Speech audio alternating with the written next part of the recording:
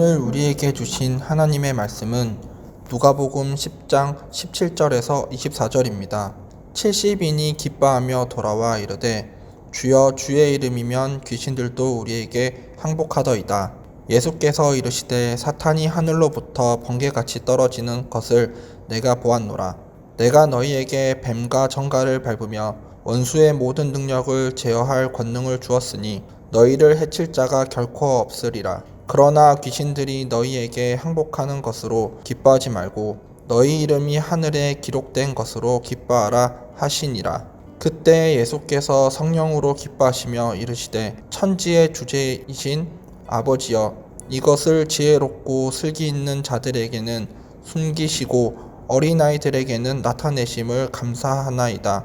옳소이다. 이렇게 된 것이 아버지의 뜻이니이다. 내 아버지께서 모든 것을 내게 주셨으니 아버지 외에는 아들이 누구인지 아는 자가 없고 아들과 또 아들의 소원대로 계시를 받는 자 외에는 아버지가 누구인지 아는 자가 없나이다 하시고 제자들을 돌아보시며 조용히 이르시되 너희가 보는 것을 보는 눈은 복이 있도다.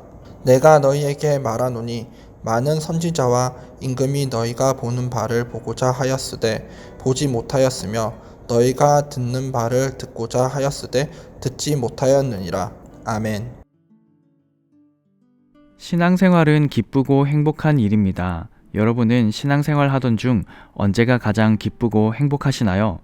오늘 본문을 보니 예수님께서 세우신 70명의 제자들이 기뻐하며 주님께 돌아왔습니다. 그들은 무엇으로 기뻐하고 있을까요? 누가복음 9장 1, 2절을 보면 예수님께서 제자들에게 모든 귀신을 제어하며 병 고치는 능력과 권위를 주셨다고 기록합니다. 그리고 지금 제자들은 주의 이름이면 귀신들도 우리에게 항복하더이다 라고 하며 기뻐하고 있습니다. 이에 주님께서도 그래, 사탄이 하늘로부터 번개같이 떨어지는 것을 나도 보았다 라고 말씀하십니다. 사탄이 하늘로부터 떨어졌습니다. 귀신들이 제자들 앞에서 옴짝달싹 하지 못했습니다. 기쁜 일인가요? 당연합니다. 대적들이 주님의 이름 앞에서 아무것도 하지 못하는 것 아주 기쁜 일입니다. 그러나 우리 주님은 제자들에게 이렇게 말씀하십니다. 20절입니다. 그러나 귀신들이 너희에게 항복하는 것으로 기뻐하지 말고 너희 이름이 하늘에 기록된 것으로 기뻐하라. 제자들이 진짜 기뻐해야 할 것은 무엇인가요? 바로 구원의 기쁨입니다. 귀신들이 떠나가고 사탄이 하늘에서 떨어지는 것보다 훨씬 크고 놀라운 기쁨의 소식, 바로 구원의 기쁨입니다. 구원의 소식이 왜 기뻐해야 할 일인가요? 21절에서 24절을 보면 구원을 기뻐할 수밖에 없는 이유가 설명되어 있습니다. 먼저 21절을 보시면 그때에 예수께서 성령으로 기뻐하시며 라고 기록합니다. 성령으로 기뻐하다, 다시 말해 성령으로 충만하셨다는 뜻입니다. 주님은 성령으로 충만한 상태로 기뻐하시며 이렇게 의미심장한 말씀을 하십니다.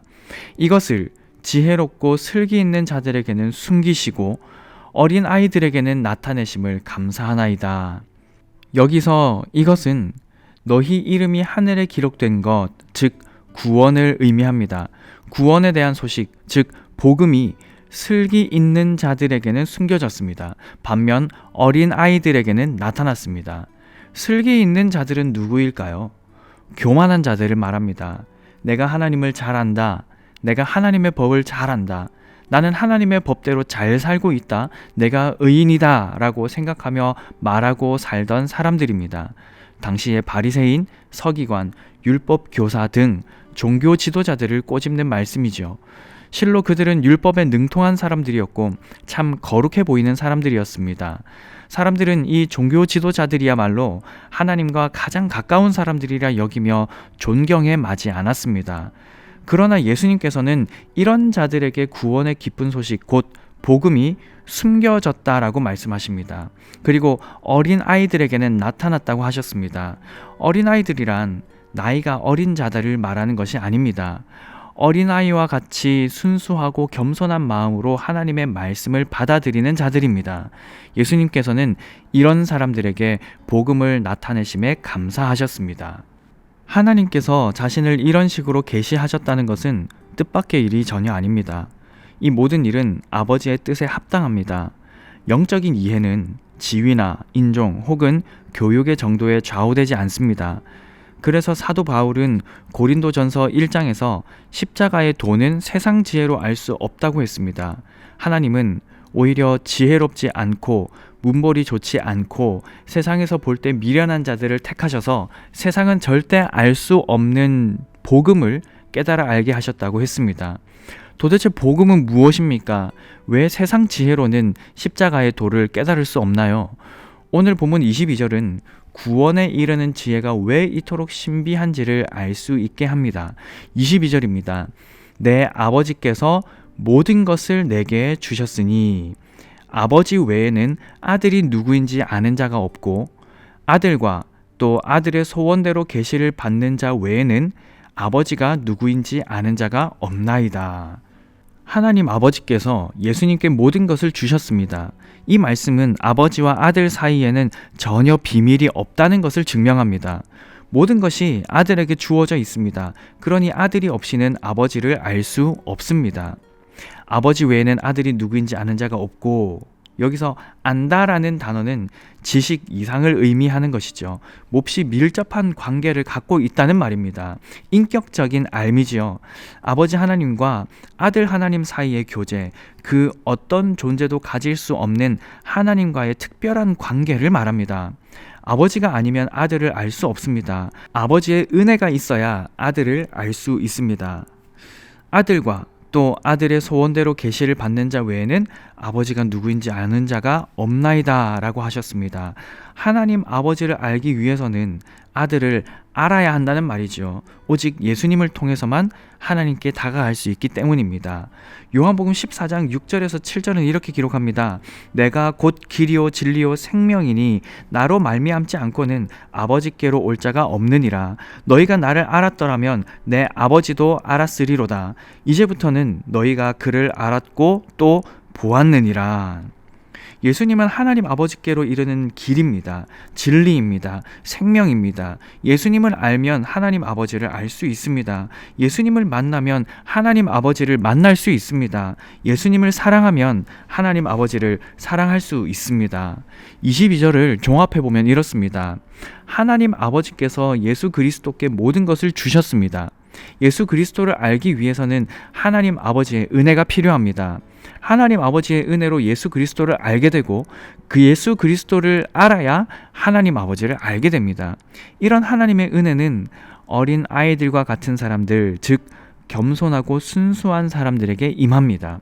그리고 이 은혜를 얻은 자는 구원의 기쁨을 온 인격으로 느끼고 풍성하게 누리게 됩니다.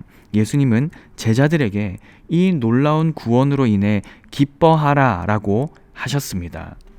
사랑하는 성도 여러분, 우리는 시시때때로 이 즐거움을 잊는 것 같습니다.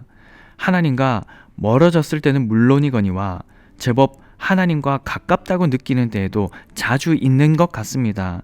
구원으로 인한 즐거움이 아닌 다른 특별한 체험으로 인해 기뻐할 때가 얼마나 많은가요?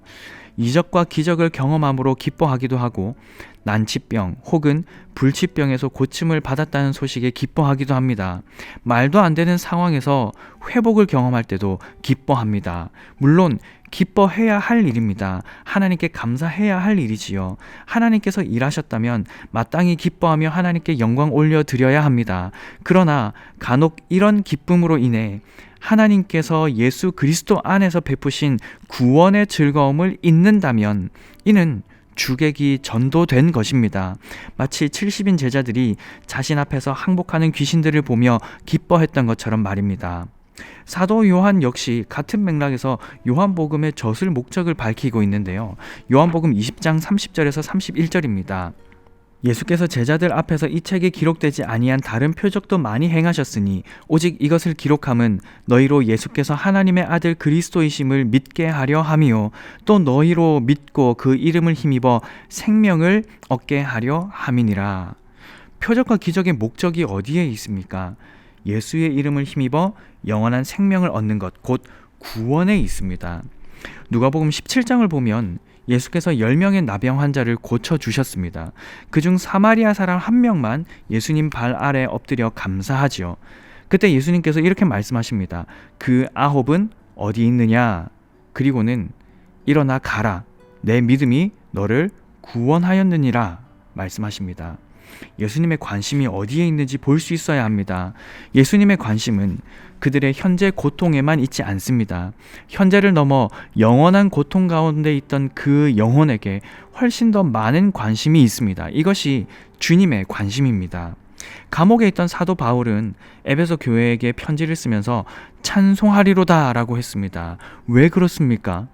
하나님 아버지께서 그 아들 예수 그리스도 안에서 하늘에 속한 신령한 복을 주셨기 때문입니다. 우리 죄를 속해 주신 것, 그 하늘의 지혜를 우리와 같은 이들에게 거저 주신 것 때문입니다. 이 기쁨이 넘친다면 현재 나의 상황이 어떠하든 상관없이 구원의 감격과 기쁨을 누리며 살아갈 수 있습니다. 사랑하는 성도 여러분, 구원으로 인한 감격과 기쁨을 누리며 살아가고 계십니까? 혹 그 기쁨을 무덤덤하게 받아들이고 있다면 다윗과 같이 기도해 보시기 바랍니다. 주의 구원의 즐거움을 내게 회복시켜 주소서. 예수님 안에서 허락하신 구원의 기쁨을 온 인격으로 느끼고 풍성하게 누리는 매일의 삶 되시길 삼위 하나님의 이름으로 간절히 축복합니다. 오늘 아침에 함께 기도하실 기도 제목입니다. 먼저 말씀을 기억하며 이렇게 기도하겠습니다. 주의 구원의 즐거움을 회복시켜 주셔서 온 인격으로 느끼고 풍성히 누리는 매일의 삶 살아가게 하소서. 다음으로 교회를 위해서 기도하겠습니다. 코로나로 인해 멈추었던 모든 사역을 다시 시작하려 합니다. 하나님 나라를 증거하고 교회를 더욱 든든히 세우며 주님의 영광을 드러내게 하소서. 이 두 가지 기도 제목으로 기도하시고 개인적인 기도 제목으로 계속 기도하시기 바랍니다.